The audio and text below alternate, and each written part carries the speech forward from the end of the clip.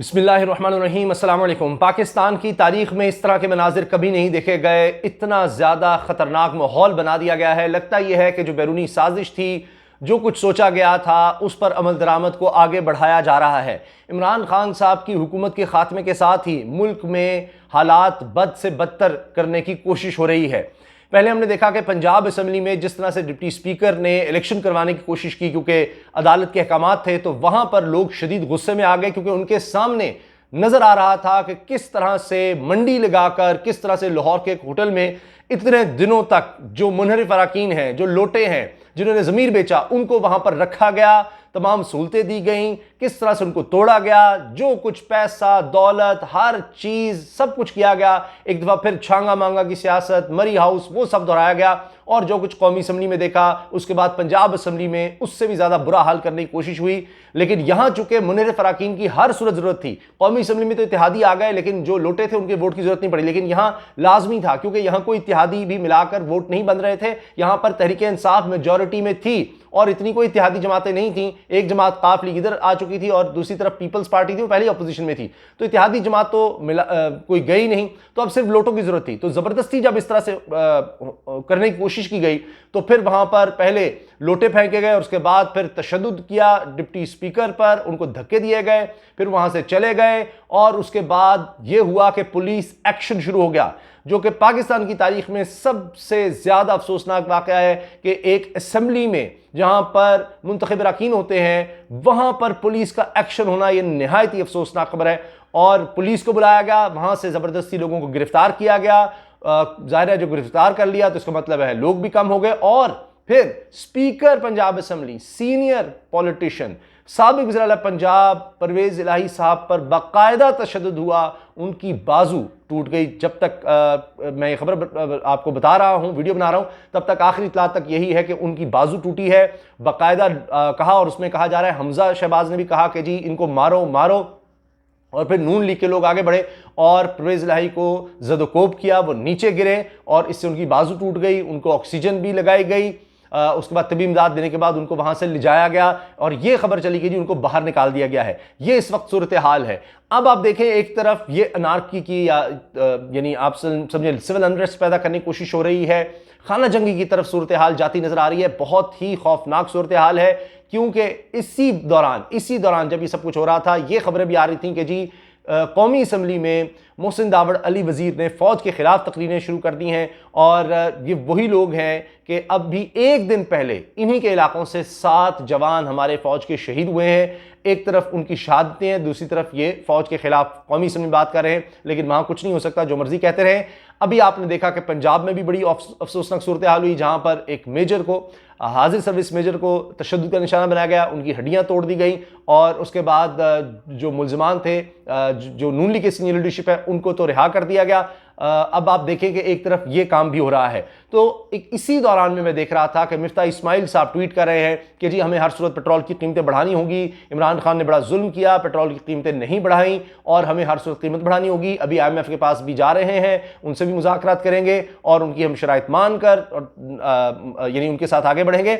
लेकिन साफ तौर पर नजर आ रहा है कि उन्होंने पेट्रोल की कीमतें बढ़ानी है। फिर उन्होंने ये भी कह दिया है, मैं उनको मिफ्ता इस्माइल साहब जो मुतफ़क़ा तौर पर वज़ीर ख़जाना कहे जा रहे हैं, अब आप देखें ना, अभी तक तो काबीना ही नहीं उस तरह से सेट हो रही और लेने के देने पड़े हुए हैं। और यह पूछा जा रहा है कि मिफ्ता इस्माइल किस हैसियत में, या शाहिद खान अब्बासी किस हैसियत में सीक्रेट डॉक्यूमेंट्स, जो रियासत के डॉक्यूमेंट्स हैं, वो देख रहे हैं। ना उन्होंने कोई हलफ लिया ना कुछ। तो ये भी एक अफसोसनाक सूरत हाल है। और उसके बाद वो कह रहे हैं कि जनाब ये जो हफ्ते की छुट्टी खत्म की है, ये भी वापस आ जाएगी, ईद तक बर्दाश्त कर लें। तो कोई उनके पास विजन नहीं है, कोई और काम नहीं है। ऊपर से इकोनॉमिस्ट की रिपोर्ट आ गई है कि श्रीलंका जिस तरह दिवालिया हुआ है, पाकिस्तान को भी खतरा है। और ऐसे लग रहा है कि ये पूरी एक स्कीम के तहत, सोची समझी साजिश के तहत पाकिस्तान को उन हालात की तरफ धकेला जा रहा है। अल्लाह ना करे कि पाकिस्तान में इस तरह की सूरत हाल हो, लेकिन इंतहाई खराब सूरत हाल पैदा की जा रही है। अमन अमान की सूरत हाल खराब हो रही है। इस तरह के मनाजिर कभी नहीं देखे गए। पुलिस, एंटी राइट फोर्स को असम्बली में भेजा गया, लोगों को उठाया गया और स्पीकर पंजाब असम्बली को जख्मी किया गया, उन पर तशद्दुद किया गया। निहायत अफसोसनाक है जिस तरह से जो डिप्टी स्पीकर हैं उन पर जो तशद्दुद हुआ, धक्के दिए गए, उनको निकाला गया। और फिर ये तो बहुत ही खौफनाक तशद्दुद हो गया परवेज़ इलाही पर जो हुआ।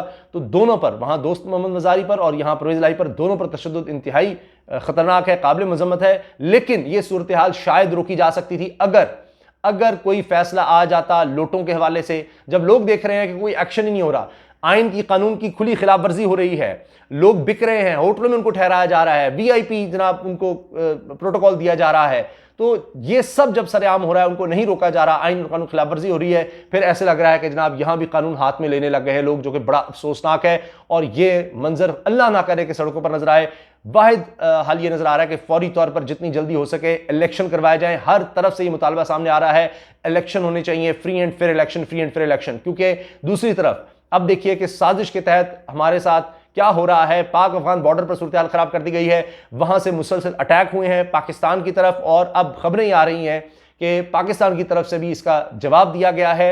और ये जो मुदाखलत थी जो उस तरफ से हुई है, इसका जवाब दिया गया है, और वहां पर भी आर्टिलरी के जरिए यानी तोप खाने का इस्तेमाल करते हुए बमबारी की गई है। इसके अलावा भी कुछ बमबारी की इतलात हैं जो वहां पर टीटीपी और दहशतगर्दों के इलाके हैं, वहां पर कार्रवाई की खबरें हैं। तो ये सूरत हाल बड़ी खतरनाक हो रही है कि हमारा फिर से जो वेस्टर्न बॉर्डर है उसको खराब किया जा रहा है, अंदरूनी तौर पर खलफशार की सूरत हाल पैदा की जा रही है, मुल्क में महंगाई का एक और तूफान लाया जा रहा है, जो ये इंपोर्टेड हुकूमत जिसको कहा जा रहा है, इससे मामला संभल नहीं रहे। और जब इनको लाया गया तो इनसे कोई वादे किए गए थे कि हम तुम्हारा भरपूर साथ देंगे, लेकिन अब उस तरह से साथ नहीं दिया जा रहा। ये तो कहा गया था, कोई हसीन बाग इनको दिखाया कि तुम आओगे तो इतने यानी गलतियां माफ कर दी जाएंगी, आपको याद है गलतियां माफ कर दी जाएंगी।